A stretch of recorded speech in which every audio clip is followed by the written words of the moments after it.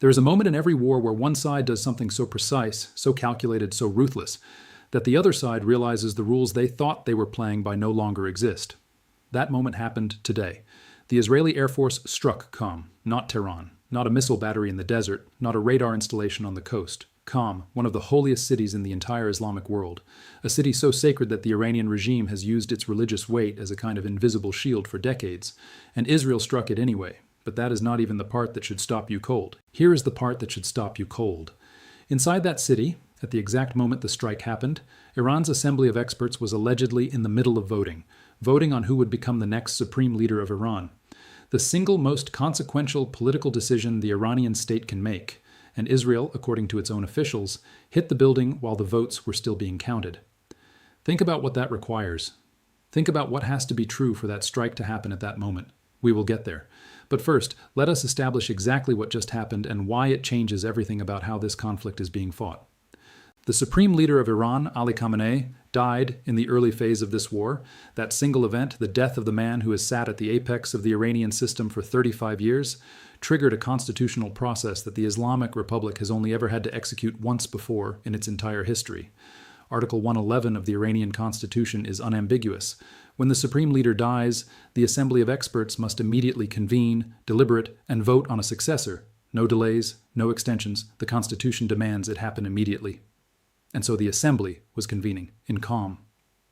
And then the bombs fell. Israeli officials reportedly stated the strike occurred during the vote counting process itself. Iranian authorities, for their part, publicly denied that any official meeting was taking place at the targeted building. That contradiction, Israel saying the assembly was mid-vote, Iran saying no such meeting was happening there, is itself a data point. Because one of those two things is true, and the implications of each are significant. If Israel is right, the succession process has just been struck at its most vulnerable moment. If Iran is right and the meeting was elsewhere, then Iran is admitting, without saying so directly, that it had to move the location of its most constitutionally critical meeting because it feared exactly this kind of strike. Either way, Iran loses something tonight. Now, for those of you who are not familiar with the Assembly of Experts, and most people outside Iran are not, let me be very direct about what this institution actually is, because the name sounds bureaucratic and what it does is anything but. 88 Islamic clerics, elected every 8 years, candidates filtered and vetted by the Guardian Council before they are even allowed to stand for election. Average age reported at over 70. This body has one supreme function that no other institution in Iran shares. It is the only body legally authorized to select the supreme leader, to supervise the supreme leader's performance, and if necessary, to remove him. In a system where the supreme leader sits above the president, above the parliament, above the military, above every other institution, the Assembly of Experts is the one body that sits, in theory, above even him. And it has exercised that power exactly once, in 1989, when Khamenei died and they selected Khamenei. That was 35 years ago. The clerics who did that then are now in their 80s and 90s if they are still alive, and this institution has never had to do this again, until now. And now it is being asked to do it under bombs. Here's something worth sitting with for a moment. The quorum requirement under Article 111 is not optional, and it is not flexible. At least 44 of the 88 members must be physically present to conduct a valid vote, not on a video call, not through written proxy, physically present in the same location at the same time. Now ask yourself, after today's strike on Qom, after reports of previous strikes on assembly-related facilities in Tehran, how many of those 88 clerics are willing to walk into a room together and announce in advance where they will be? Because that is precisely the trap that has been set, and it is working. And look, until a new supreme leader is chosen, Iran does not simply go leaderless. The Constitution anticipated a gap. Authority transfers temporarily to an interim council composed of 3 figures: President Masoud Pezeshkian, Chief Justice Gholam Hossein Mohseni Ejei, and Guardian Council cleric Alireza Arafi. On paper, that council governs. It signs off on decisions. It keeps the machinery of state moving. But here is the critical distinction that nobody in the Western press is spending enough time on. The interim council has political authority. It does not have religious authority. And in a system built entirely on the doctrine of velayat al-faqih, the guardianship of the Islamic jurist, those two things are not interchangeable. The entire legitimacy of the Iranian state flows through the religious standing of the supreme leader. The interim council can keep the lights on. It cannot fill that role. Not even close. So what you have right now is an Iran that is governing itself on borrowed legitimacy, under active military bombardment, with its only mechanism for restoring full legitimate authority now unable to safely convene. Let us talk about the intelligence question, because this is the part of today's strike that should genuinely unsettle anyone watching this conflict. For Israel to strike calm at the moment the assembly was allegedly counting votes, that is not a coincidence. That is not a lucky guess. Think about what Israeli intelligence needed to know to execute that strike at that specific moment. They needed to know the assembly was convening in calm and not somewhere else. They needed to know the specific building. They needed to know the timing, not just the day, but the stage of the process. Vote counting.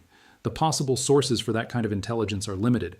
Human intelligence inside Iranian political institutions at a senior level, signals intelligence intercepting communications between clerics or their staff, cyber penetration of Iranian government networks, satellite surveillance tracking the movement of elderly clerics across the country toward a single location. One or more of those channels was open, accurate, and operating in real time at the highest levels of the Iranian system on one of the most sensitive days in its modern history. And every Iranian official who was not in that building today, and every cleric, every general, every bureaucrat, is now asking themselves the same question. Who told them? Because someone did. That paranoia, that internal suspicion, is not a side effect of this strike. It is part of the objective. A leadership structure that trusts no one cannot coordinate.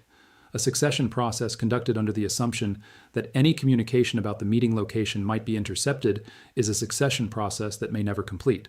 Now, who was actually in line to become the next supreme leader? Before the war, 3 names circulated most seriously in the analytical community. Gholam Hossein Mohseni Ejei, current Chief Justice, associated with the hardline faction, and, worth noting, already sitting on the interim council that is currently governing Iran. If the constitutional process collapses entirely, he is already positioned inside the structure that fills the vacuum. Hassan Khamenei, grandson of the founder of the Islamic Republic, carries a symbolic weight that no other figure in Iran can match, seen by some as relatively more moderate, though in the Iranian context, that word requires significant qualification. Mojtaba Khamenei, son of the late supreme leader, the dynastic option, deeply controversial internally because the Islamic Republic was founded explicitly in opposition to hereditary rule. The Shah's monarchy was the system the revolution overthrew. Selecting the supreme leader's son as supreme leader carries an irony that Iran's own foundational ideology makes deeply uncomfortable. Each of these men represents a different Iran, a different foreign policy, a different relationship with the military, with the clerical establishment, with the population.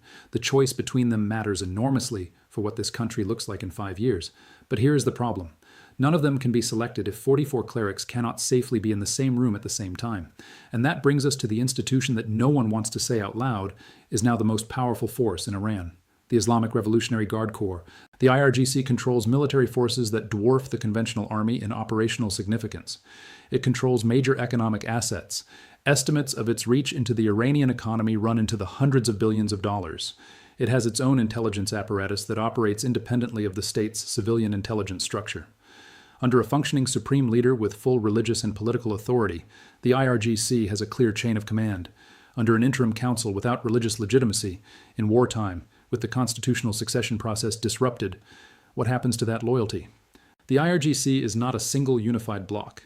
It has factions, it has commanders with their own political alignments, their own relationships with the succession candidates, their own calculations about what a post-war Iran looks like and who they want sitting at the top of it when the shooting stops. A fragmented IRGC in a country under active bombardment with no supreme leader and a paralyzed succession process is one of the most genuinely dangerous possible outcomes of this entire conflict. Not dangerous for Israel, dangerous for everyone. So where does this go? Let us be honest about the possible paths forward because there are not many clean ones. The interim council could simply govern indefinitely. Temporary becomes permanent by default. The system runs on institutional inertia. Government functions continue. But the religious legitimacy at the core of the system slowly hollows out. The ideology that justifies the entire structure of the Islamic Republic, Velayat-e-Faqih, the rule of the supreme jurist, requires a supreme jurist. Without one, the state exists, but its ideological foundation is quietly rotting. The assembly could attempt a secret emergency vote. Clerics convene in an undisclosed location. Communications kept to an absolute minimum. A supreme leader selected rapidly under wartime conditions. Legitimate by the letter of the process, but conducted under such duress with such limited participation that its authority is immediately contested internally. And with Israeli intelligence having already demonstrated it can find the assembly when it meets, how secret can that location actually be? The third path is the one nobody wants to say out loud: internal power struggle. Competing factions within the government, within the clerical establishment, within the IRGC, each moving to claim authority in the absence of a clear constitutional resolution. This is the scenario that turns a country at war with an external enemy into a country simultaneously managing an internal crisis of legitimacy. That combination is historically catastrophic. And the fourth scenario, state fragmentation, is the one that the entire region is watching with alarm. Central authority weakens. Regional and factional forces fill the vacuum. Iran's internal coherence begins to break down. Every neighboring country, Turkey, Iraq, Pakistan, Afghanistan, starts calculating what that means for their own borders, their own populations, their own stability. These are not mutually exclusive paths. They can bleed into each other. The interim council can govern while factions compete. A contested emergency vote can accelerate a power struggle. None of this resolves cleanly. Here's what needs to be said plainly about what Israel did today, because the full weight of it deserves to be stated directly. This was not a military strike in the conventional sense of this war. Every other strike in this conflict has targeted weapons, missile systems, air defense batteries, nuclear infrastructure, command centers. The logic of those strikes is comprehensible within the normal grammar of military operations. You degrade the enemy's capacity to fight and to threaten. The strike on Qum targeted something different. It targeted the mechanism by which the Iranian state survives the death of its leader. It targeted the process of institutional continuity itself, the constitutional machinery that allows a government to transfer power, maintain legitimacy, and hold together when the person at the top is gone. Every state on earth depends on some version of this machinery functioning. Israel has struck Iran's version of it at the precise moment it was needed most. The strategic logic is clear once you name it.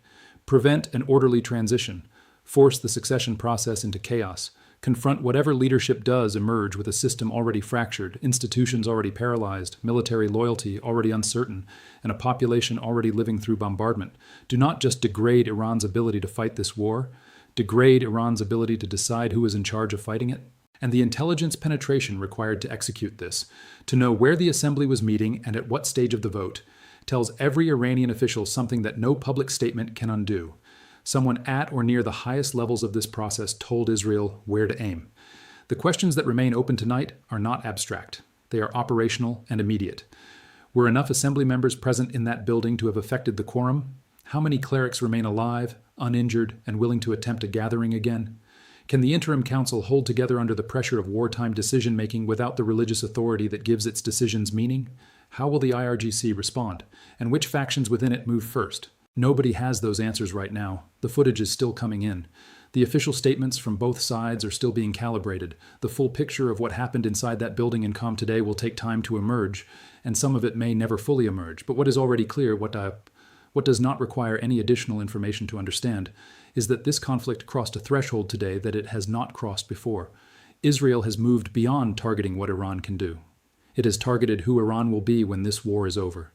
The succession process, the constitutional machinery, the institutional legitimacy that holds the Islamic Republic together as a coherent state, all of it is now part of the battlefield. What Iran does next, how it responds to having its most consequential political process struck mid-execution, will determine what kind of conflict this becomes in the days ahead. And we are watching every development as it comes in.